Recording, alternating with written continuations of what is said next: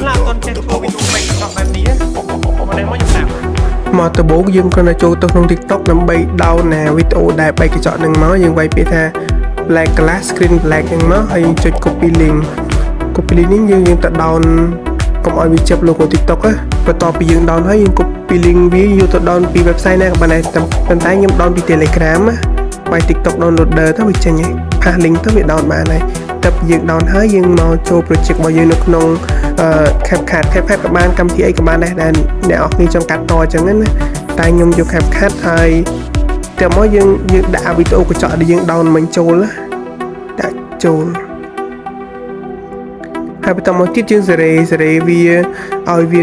ត្រូវវាស៊ីតាមដែលយើងឃើញថាវាសមហើយលើយើងសេរីមកដាក់មកឲ្យកញ្ចក់នោះវាបែកចំពេលដែលយើងនិយាយថាបែកកញ្ចក់អីចឹងណាបន្ទាប់ពីយើងសេរីរួចហើយយើងចុចពាក្យនឹងមកហើយយើងរកពាក្យថា filter នេះមកយើងដាក់មកបានហើយចឹងប៉ុណ្ណឹងបានហើយសាកធ្វើបងប្អូនគ្នាមើលធ្វើបានឬបានខមមិនប្រាប់ខាងក្រោមផងចឹងមើលទៅសិន